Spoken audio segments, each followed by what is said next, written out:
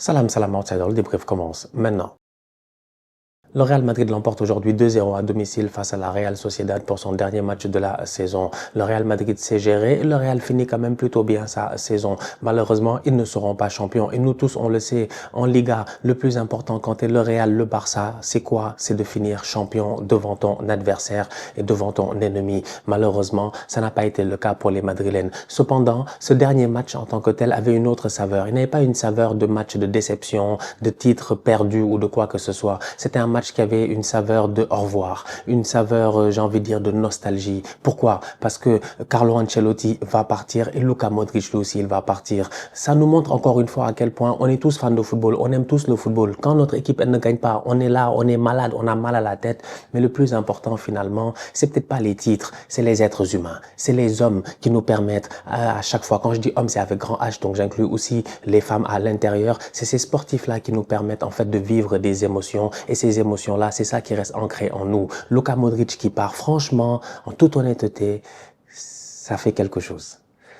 J'ai fait des blagues toute l'année en disant, tonton Luka, t'arrêtes quand? Le jubilé, c'est pour quand? Toute la saison, j'ai dit ça. Je disais ça tout simplement parce que je me disais que le Real Madrid était une équipe qui doit voir vers le futur. Et regarder vers le futur, c'est de temps en temps inclure en fait des jeunes, c'est essayer et réussir à tourner la page. J'avais l'impression qu'avec Luka Modric, il n'arrivait pas à tourner la page. Mais Luka Modric avait envie de rester. Luka Modric, finalement, de ce que j'ai pu lire, c'est même pas lui qui a décidé de partir. Lui, si on l'avait laissé, il allait rester. Ce truand de Modric là. Il n'en est pas arrêté, il allait rester, il allait continuer à jouer au football. Mais finalement, je pense qu'au niveau du Real, ils ont décidé de ne pas prolonger d'une année supplémentaire. Donc du coup, c'est la fin de l'aventure. Luka Modric au Real, c'est un gars qui est arrivé quand? En 2012, je pense. Il est arrivé sous Mourinho. Mourinho l'a connu en première ligue quand il était à Chelsea et que Modric était à Tottenham. Modric a fait du très bon boulot à Tottenham. Il a été excellent. Modric, c'est un excellent joueur de football déjà. Un milieu de terrain, première ligue, box to box. Quand Mourinho l'amène en Liga, il sait ce qu'il cherche. Il sait ce qu'il veut. Et finalement, ça a marché. Luka Modric a transcendé le temps. Il a transcendé le temps. C'est-à-dire que quand tu connais le Real, quand tu connais comment c'est difficile de s'imposer sur le long terme au Real, d'être indéboulonnable, de ne pas être touché, qu'on ne discute jamais de ton statut, quand tu sais comment c'est dur, à quel point il faut s'adapter à chaque fois au nouveau coach. Il s'est adapté à Zidane, il s'est adapté à Ancelotti, il s'est adapté ici à... Il n'y a pas eu des Solari, il s'est adapté ici à Mourinho, il s'est adapté à tout le monde. Luka Modric, c'est un leader sur le terrain. C'est un leader de par son talent, sa technicité, tout ce qu'il sait faire, mais c'est un leader aussi de par son leadership. Un leader de par son leadership. On l'a vu en équipe nationale avec la Croatie. Il les a amenés 2 fois dans le dernier carré de la Coupe du Monde. Un joueur décisif. 2018, c'est l'année du sacre. Il gagne son ballon d'or. Franchement, c'est un top player. Sincèrement, c'est un top player. C'est un grand joueur qui va quitter le Real Madrid. Aujourd'hui, quand tu vois la cérémonie, il y a de quoi avoir des émotions. Ils ont arrêté le match à la 85e minute pour faire une aide d'honneur pour Luka Modric. Mais mes respects, je suis d'accord. On est tous d'accord. Vraiment. C'est comme la dernière fois NBA, quand LeBron a mis ses 50 000 points là, ou je sais plus quoi là, ils ont arrêté le match. Je pense qu'ils avaient arrêté le match. Il y avait un truc comme ça, ils ont arrêté le match. Il faut arrêter le match. Ça, c'est des légendes. On arrête le match.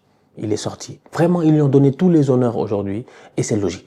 Maintenant, qu'est-ce qu'il va faire après? Est-ce qu'il va continuer à jouer au football? Est-ce qu'il va passer à autre chose? Je sais pas. Modric, moi, franchement, je le vois bien mettre un survêt du Real et puis être là la saison prochaine sur le banc. Modric, il peut remplacer Pintus. Sincèrement, quand tu vois sa tête là, tu sais très bien qu'il passe son temps à courir. Modric, il est en pleine forme, 40 ans, il a aucun problème physique. Il peut être là à coacher physiquement les jeunes. Je rigole bien entendu, mais c'est pour dire qu'on a hâte de voir c'est quoi la suite avec Luka Modric. Mais franchement, légende. Top player. Aujourd'hui, il a joué son dernier match avec le Real. Il s'est fait plaisir. Victoire du Real 2-0. Pas grand chose à dire, franchement, de ce match-là. Doublé de Kylian Mbappé. On peut parler du soulier d'or. Mbappé va peut-être remporter son premier soulier d'or pour sa première saison au Real. Il n'a jamais gagné le soulier d'or. Je pense que, je sais pas, Ronaldo en a 4, je pense, Messi en a 6, un truc comme ça. C'est dur de gagner un soulier d'or. Meilleur buteur européen. En ce moment, Mbappé a 31 buts. Mohamed Salah en a 29. Salah n'a pas encore joué au moment où je fais cette vidéo. Salah va jouer ce dimanche. Si Salah marque un triplé, Salah est soulier d'or. Est-ce que Salah va mettre un triplé face à Crystal Palace pour la dernière de la saison? On sait jamais. Avec ce pharaon-là, il peut être déterminant. Donc peut-être qu'il va, voilà, tout donner. Mais Mbappé est bien parti pour être soulier d'or pour la première fois. Il va définitivement être Pichichi, à moins que Lewandowski marque, je sais pas, 6 buts ou 7 buts lors de la dernière journée. Donc, Encore une fois, il a fait sa saison. Son deuxième but, c'est Kylian Mbappé. Il y a eu un penalty et tout qu'il a raté, mais qu'il a marqué sur le follow-up. Mais le deuxième but, c'est Kylian Mbappé. Un but plein d'instinct, l'appel de ballon en profondeur, la frappe en première intention. Il prend l'information, il sait à peu près où est positionné le gardien, le poteau, il frappe, ça fait poteau rentrant. Franchement, c'est pas un but facile, c'est pas une frappe facile. Mais ça, Mbappé, il sait faire. Donc ouais. Top performance aujourd'hui, j'ai envie de dire, de la part des Madrilènes pour la dernière à la maison, sans trop de stress. Ils se sont gérés. Il y avait vraiment beaucoup d'émotions. Tony Kroos était là. Quand j'ai vu Tony Kroos, je me suis dit, Tony, franchement, pardon.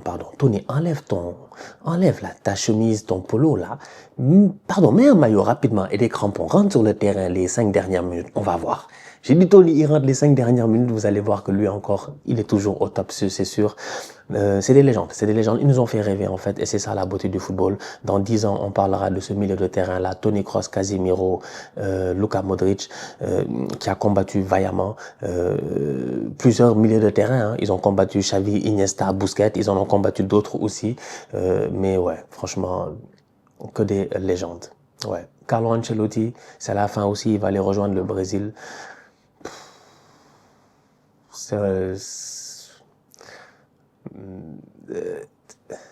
C'est toujours compliqué avec les coachs. Pourquoi? Parce que tout au courant de la saison, t'es pas d'accord sur plein de trucs. T'es pas d'accord avec eux tactiquement. Il y a des choses que tu vois pas. Carlo, ça fait plusieurs saisons. Ça fait 2 ans, je pense. Peut-être. Environ. Peut-être 2 ans que ça se plaint. Est-ce que Carlo a toujours le niveau? Est-ce que Carlo, il voit les choses? Est-ce que Carlo, il travaille tactiquement? Est-ce que machin? Est-ce que truc? Aujourd'hui, c'est terminé. C'est ça la finalité. C'est qu'à la fin de la journée, on peut critiquer jusqu'à demain. On a bien rigolé. On a critiqué parce que c'est ce qu'on fait. En fait, on aime ça. On aime le sport. On est passionné. Donc, quand l'équipe, elle gagne pas, on se pose des questions. Souvent, c'est les coachs qui prennent. C'est les joueurs qui prennent. On traite les uns de tocards et les autres de tocards et tout cela. Ça fait partie, en fait, en tant que tel du sport. Tu vois, tout le monde passe par là. Que tu sois coach au Real ou coach à Southampton, dans tous les cas, quelle que soit la sphère, tes supporters vont sûrement peut-être te critiquer ou te plébisciter. Carlo Ancelotti, je pense que les supporters du Real sont passés à travers pas mal d'émotions avec lui, mais le plus important, est-ce qu'ils retiendront, c'est les Ligues des Champions gagnées. C'est Carlo Ancelotti. C'est un sourcil, il lève son sourcil, il y a tremblement de terre, ça change le match. C'est les gars, ils doivent être éliminés. Il fait des changements, il fait rentrer Joselu. Ça fait des remontadas. C'est Paris doit gagner. Je sais même plus ce qui s'est passé. C'était Paris, c'était City, c'était Chelsea, je me rappelle plus. Modric fait un externe, Rodrigo claque un but.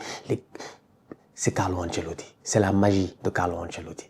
C'est ça qui l'a amené réellement, je pense, au Santiago Bernabéu. C'est Carlo Ancelotti qui a amené la décima, qui est parti, qui a laissé Zidane, avec qui il a coaché, qui est parti à Everton en 2000. Le Covid, Carlo, il est à Everton. Les gens ont oublié Carlo au Covid. Il est à Everton. Il revient. Gagne 3 Ligues des Champions ou je sais plus quoi. Je sais même plus. Ou 2, je sais même plus. Incroyable. Franchement, c'est la Ligue des Champions. C'est Mr. Champions League. Et s'il y a une équipe qui symbolise la Ligue des Champions en Europe, c'est le Real Madrid. Et s'il y a un coach qui aujourd'hui fait partie de ceux qui symbolisent la Ligue des Champions, c'est Carlo Ancelotti. Donc franchement, mes respects à lui pour cette carrière incroyable et toutes les performances qu'il a sorties, toutes ces soirées mémorables qu'on a vécues avec lui, ces soirées où on se disait Ancelotti, il est trop nul, il est là, le tonton, on sait pas ce qu'il fait, il fait un changement, ça change le match. C'est ça les grands coachs. Depuis le temps de l'AC Milan, ils nous bluffent. Donc voilà. C'est tout. C'était la dernière de la saison. J'ai hâte de vous retrouver calmement pour le mercato. On a des choses dont on va discuter au courant des prochaines semaines. Calmement pour le mercato. Je pense que j'ai hâte de voir cette évolution-là avec Xabi Alonso qui va arriver dès la semaine prochaine au niveau du Real Madrid. Qui va rester, qui va partir. Est-ce qu'ils vont recruter les top joueurs au milieu de terrain dont ils parlent? J'ai entendu des Enzo Fernandez. Moi, je pense que c'est ce que j'ai dit avec Mulou, qui devrait regarder au niveau de Enzo Fernandez, de McAllister, ce genre de profil-là. Je pense que ça leur ferait du bien au milieu de terrain. Donc, j'ai juste hâte de voir l'évolution du Real au courant de ce mercato et de voir si la saison prochaine, dès le début de la saison prochaine, est-ce qu'ils seront de retour compétitifs? Parce que je sais qu'offensivement, ils le sont. Est-ce que Rodrigo va rester? Est-ce que Vinicius va rester? Kylian, en tout cas, il est au top. Donc, Bellingham aussi, les Arda Güler. Franchement, pas mal de choses au niveau du Real cet été. Donc, c'est une transition, c'est une page qui se tourne. Mais encore une fois, je veux finir cette vidéo en disant bravo. Merci à Modric. Merci tonton. Fils de Dumbledore, 150 ans. Ils m'ont donné les meilleurs punchlines. C'est des gens, ils m'ont inspiré, tu vois. Ils m'ont inspiré. Modric, quand je le vois, pour moi, c'est le fils de Albus Dumbledore dans Harry Potter à cause des cheveux. Pour moi, Modric, il a 150 ans. C'est un ancien, en fait. Pour moi, c'est comme ça que je l'imagine parce que ça veut dire pour moi qu'il a traversé le temps. Et Luka Modric, il a traversé le temps, en fait, tout en étant toujours au top. Et ça, c'est incroyable. Et l'autre, Carlo, lui, c'est le chef des bandits. J'ai hâte de voir ce qu'il va faire au Brésil. Il y a la Coupe du Monde qui s'en vient en 2026. Carlo Ancelotti a peut-être pour objectif d'être champion du monde. À suivre. La famille, on se capte très bientôt pour une nouvelle vidéo. D'ici là, on continue à liker, on continue à partager. On s'abonne. On est ensemble, on reste en santé. Toujours le plus important. Tous outsiders.